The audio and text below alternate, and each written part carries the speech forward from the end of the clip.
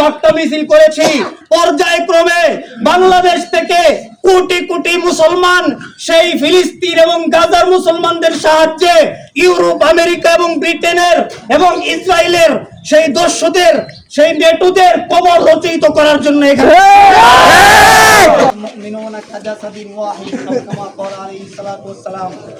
সংগ্রামী তৌহিদি জনতা,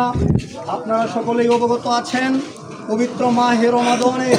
অত্যন্ত বরকতময় এবং রহমতের একটি মাসে আমাদের বিশ্বের ঐতিহ্যবাহী একটি মুসলিম কান্ট্রি ফিলিস্তিনে এবং গাজায়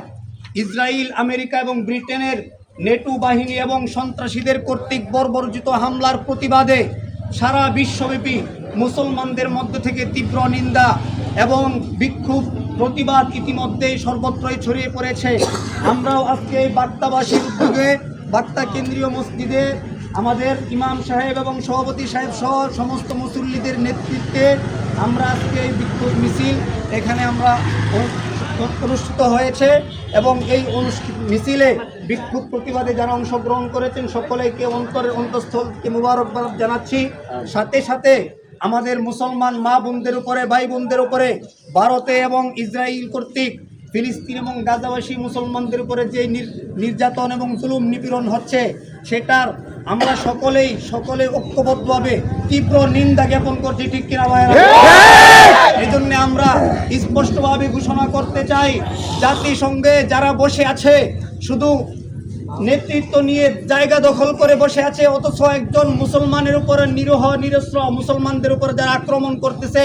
তাদের কোনো বিচার এখনো পর্যন্ত নিশ্চিত করতে পারে নাই। আমরা তাদেরকে হুঁশিয়ারি দিয়ে বলতে চাই, অতি সত্বর ইসরায়েল এবং গাজায় আমাদের মুসলমান মামুনদের উপরে কেন আক্রমণ করা হলো সেটার যথার্থ বিচার অবশ্যই আমাদেরকে দেখাতে হবে। তাই আমরা আজকে এখানে বার্তা মিছিল করেছি। পর্যায়ক্রমে বাংলাদেশ থেকে কোটি কোটি মুসলমান সেই ফিলিস্তিন এবং গাজার মুসলমানদের সাহায্যে ইউরোপ, আমেরিকা এবং ব্রিটেনের এবং ইসরায়েলের সেই দস্যুদের, সেই নেটুদের কবর রচিত করার জন্য এখানে আল্লাহ রাব্বুল আলামিন আমাদেরকে ধৈর্য ধারণ করার তৌফিক দান করুন এবং মাহে রমাদানে আল্লাহ তাআলার কাছে কায় মনোবাক্যে আমরা সকলেই আত্মপ্রার্থনা করব, আল্লাহ তাআলা যেন আমাদের মুসলমান মা বোনদেরকে তাদের ইজ্জত